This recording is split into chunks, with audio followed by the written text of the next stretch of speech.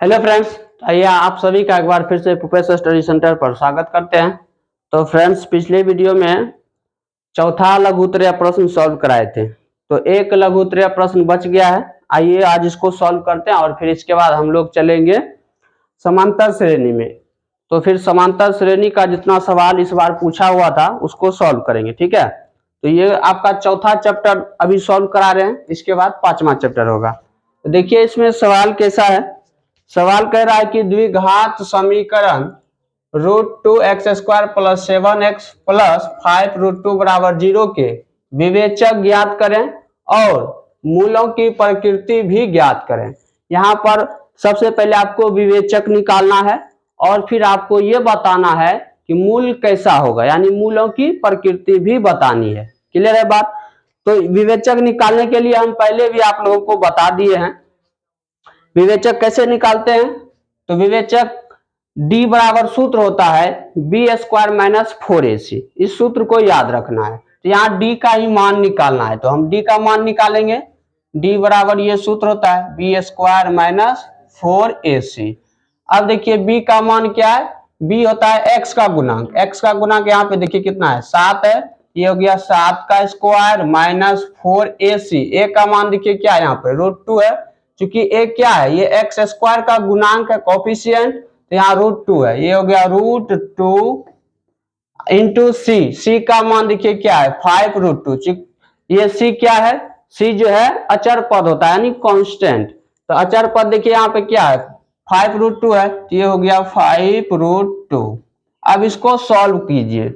7 का स्क्वायर 49, इधर माइनस, अब 5 चौका 20 और √2 गुना √2 करेंगे तो ये 2 आएगा। देखिए √2 गुना √2 क्या होगा, रूट के अंदर 2 गुना 2, 2 में से एक बाहर आएगा ना, यानी 2 हुआ। तो 2 5 10 और 10 चौके 40, ये 40 हो जाएगा।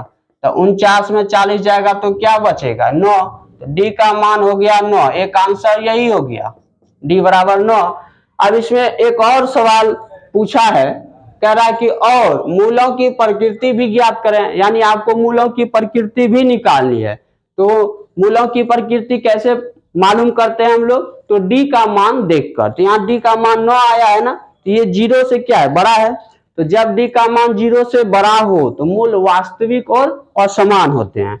अगर डी बराबर 0 हो तो मूल वास्तविक और समान होते हैं। अगर डी का मान 0 से छोटा होगा यानी कम होगा तो मूल अवास्तविक होता है। यही 3 केस है इसमें, ठीक है। तो यहाँ पे डी का मान 0 से बड़ा है यानी मूल वास्तविक और असमान होगा। यहाँ पे लिखेंगे चूंकि डी का मान 0 से बड़ा है इसीलिए मूल वास्तविक और असमान होंगे। वास्तविक और असमान होंगे, हो गया आंसर। कितना आसान सवाल है। इसमें सिर्फ आपको वही बात है, कॉन्सेप्ट क्लियर होना चाहिए। प्रॉपर्टी इसका जो ये 3 केस पढ़ाए हैं इसको याद रखिएगा तो सवाल में कहीं भी दिक्कत नहीं होगा, ठीक है।